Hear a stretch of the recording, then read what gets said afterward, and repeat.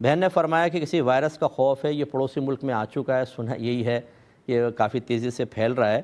تو قرآن و حدیث دیکھیں اس کے بارے میں نبی کریم صلی اللہ علیہ وسلم نے واضح طور پہ فرمایا کہ کوئی بیماری اڑ کر نہیں لگتی۔ اسی لیے نبی کریم صلی اللہ علیہ وسلم نے جہاں طاعون پھیلا ہو وہاں سے بھاگنے کو منع کیا، لیکن جہاں طاعون موجود ہے وہاں جانے سے بھی منع کیا ہے۔ ایسے ہی ایک کوڑھی کے مریض کو سرکار نے اپنے قریب بیٹھ کے کھانا کھلایا، لیکن ساتھ ہی یہ بھی فرمایا کہ کوڑھی کے مریض سے ایسے بھاگو جیسے شیر سے دور بھاگتے ہو۔ اب ان دونوں کی تطبیق کیا ہے؟ ایسی عمر فاروق رضی اللہ تعالیٰ عنہ ایک فتح کے بعد ایک علاقے میں پہنچے تو وہاں طاعون پھیل گیا، تو آپ اندر جانا چاہتے تھے تو لوگوں نے روکا صحابہ نے کہ آپ نہ جائیں، تو آپ نے بدری صحابہ سے مشورہ کیا، انہوں نے کہا کہ نہیں آپ نہ جائیں، آپ واپس چلے جائیں۔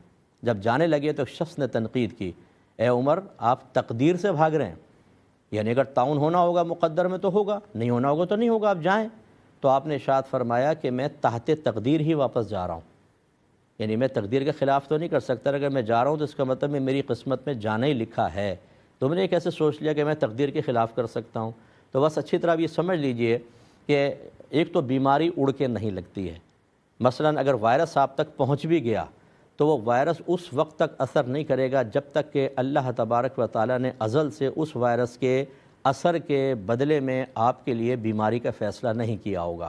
وہ پہنچے گا، مر جائے گا، دھل جائے گا، ختم ہو جائے گا۔ اور اگر فرض کر لیں اللہ تبارک و تعالیٰ نے اس وائرس کے ذریعے بیماری کا ارادہ کیا ہے تو کتنی احتیاطی تدابیر کر لیں وہ پہنچے گا۔ اس کا مطلب ہے کہ احتیاطی تدابیر کا اختیار کرنا بہت اچھا ہے، لیکن خوف زدہ نہ ہوں۔ یہ یاد رکھیں اللہ چاہے گا تو ہوگا ورنہ نہیں، اور اگر چاہے گا اور ہو گیا تو بس پھر ہم اپنے رب کی رضا پر راضی ہیں، ہم علاج کی طرف آئیں گے۔ خوف زدہ ہونے کی کیا ضرورت ہے؟ اگر وہ نہیں آئے گا عافیت ہی عافیت ہے، اور آ گیا بیماری ہو گئی آپ علاج کروائیں، اس بیماری پر آپ کے درجات بلند ہوں گے، گناہوں کا کفارہ بنے گا، نیکیوں میں اضافہ ہوگا، آپ اللہ تبارک و تعالیٰ کے مزید قریب ہوں گے، آپ پر حالت بیماری میں اللہ تبارک و تعالیٰ کی طرف سے خصوصی رحمتوں کا نزول ہوگا۔ مومن گھبراتا تو نہیں ہے، بالکل مت گھبرائیں، بالکل پرسکون زندگی گزاریں، انشاءاللہ اللہ تعالیٰ کرم فرمائے گا۔ ایک کالر اور ہیں۔